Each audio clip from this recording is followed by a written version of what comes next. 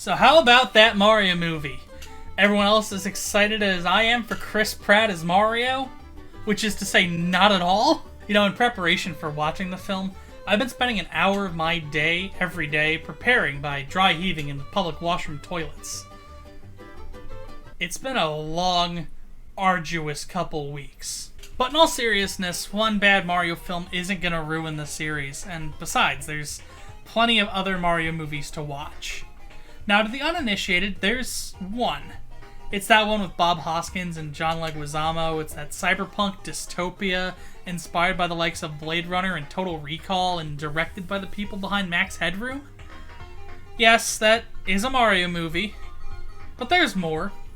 Oh, what about that great mission to rescue Princess Peach?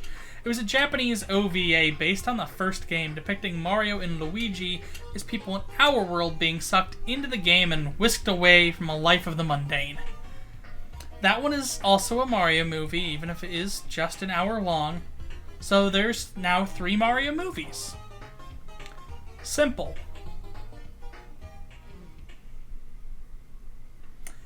There's 4. I wouldn't blame you for missing this one. It's 15 minutes long, and it's not actually licensed or endorsed by Nintendo. Super Mario Movie is a 2005 ROM hack developed by Cory Archangel. Cory's a visual artist, best known for his appropriation of online culture and software to create some unexpected results. He also filled an entire server rack with just fans once. That's art, baby. Cory's best-known piece takes Super Mario Bros., strips all of the assets out but the cloud, and then drags the cloud sprites from right to left across the screen. Super Mario Clouds was released online in 2002, but eventually gained popularity through viral interactions until ending up at the 2004 Whitney Biennial. Archangel was one of the first new media artists to make the exhibition, and Clouds was one of the first pieces. And that opened the floor for electronic art pieces like Velvet Strike and Occupy White Walls like we have today. In 2005, Archangel collaborated with Paper Rat, an art collective comprised of multimedia artist, and I'm gonna butcher this one, Jessica Kyochi, musician turned DePaul University animation professor Jacob Kyochi, and future problem solvers showrunner Ben Jones on a 15-minute long ROM hack. In much the same vein as Clouds, the game has been reduced to a simple cutscene. Code dictates what happens on the screen, and the player has no involvement during any of this. Archangel wrote music and cinematic tools to produce this ROM hack, and it was demonstrated in 2005 in New York and Switzerland. Archangel has actually released the ROM on his website, which will be how we watch it here. I'm gonna throw out a warning. This is flickery. It's a lot of flashing lights. I've edited this down a little bit, and I'm gonna do my best to smooth out the flickering, but I'm not gonna be 100%. It might still be uncomfortable. And if you're gonna watch this in an emulator or online, keep that in mind. The film is set inside of a decaying Super Mario Bros. Cartridge. Bit rot has deteriorated the colorful and adventure-laden world of the Mushroom Kingdom over the last couple decades, and the only solace Mario has in this approximation of Minecraft Skyblock is his poetry, though it's becoming more and more illegible as the text begins to corrupt with time.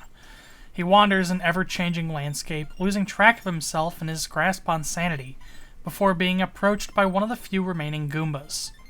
They're having a rave, letting the corruption take them, the electricity flow through them in all the wrong ways, and in return, opening their mind. Mario accepts the inevitable happens, and the cartridge finally gives way. There is nothing left. Super Mario Movie, if you had asked me, is a critique on nihilist hedonism, the idea that we're doomed to die, so we might as well go all out. The rave scene, especially in the 90s and early 2000s, was full of all kinds of street drugs of varying quality and severity. People escaping from the capitalist machine to flee to a world of euphoric sight and sound and sensation, and just keep going until the consequences catch up to them. And here, Mario gets suckered into this life as he feels he has nothing left to live for or lose. His world is nothing. He may as well have some fun with what remains. Lose himself, if even for just a moment, to feel good for once in his sorry life. It's, frankly, rather depressing, the idea that there's nothing left to turn to, especially in an age where it feels like life at any moment may just simply come crashing down. That the straw finally breaks the camel's back, and I too have no grounding element, feel lost and empty in my own body, my own world. Would I, like Mario, take to simply just letting the corruption surrounding me do with me what it wants? Would I become part of this self-gratifying machine for some cheap thrills because the alternative is to eke out a living among the ruins of society for an extended period of time? May it just be better to fry my brain in an instant, here one moment, there the next, and gone the moment after, all without ever physically going anywhere? There are, no doubt, other ways to interpret this. I tried looking for articles of Corey explaining his own art and what it means, but his descriptions are more or less just technical demonstrations.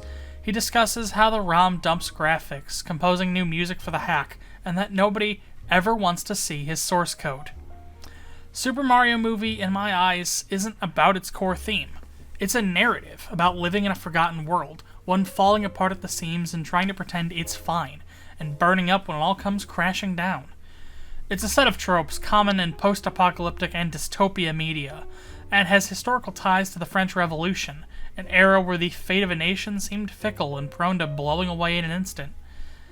And with that in mind, I feel like Super Mario Movie is about the decay over time, about societal entropy, and with that, more or less, it's as relevant as it'll ever be.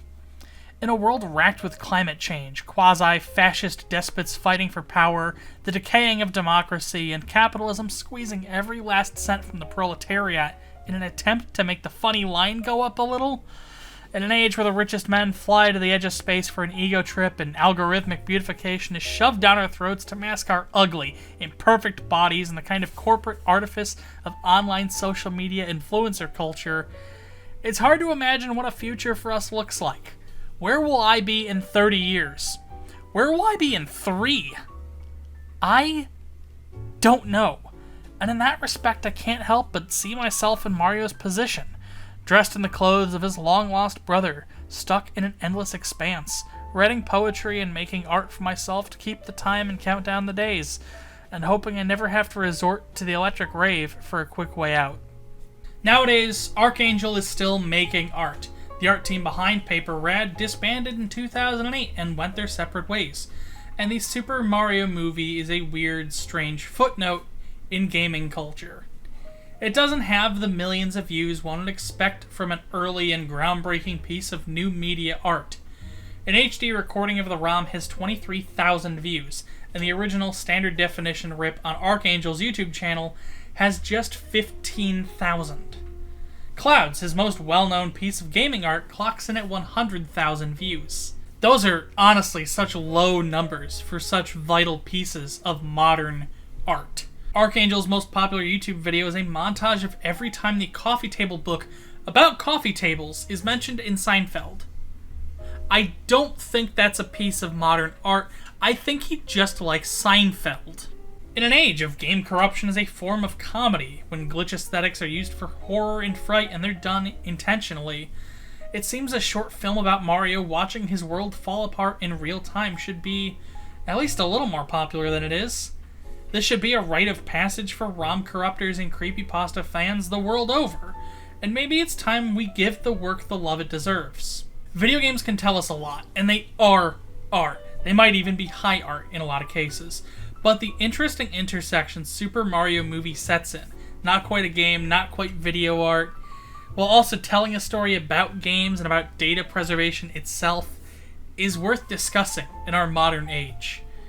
A link to this game's piece on Corey's website is in the description, and it can be played in any NES emulator. At least this one doesn't have Chris Pratt. Oh, that reminds me, I haven't thrown up yet today. So I'm gonna get ready for the Mario Movie by doing that. The dog was in here earlier, I don't know where she went. Sorry, you almost got a dog. You didn't though. If you like this video and you'd like to see more, I'd recommend subscribing. Patreon and social media links are in the description.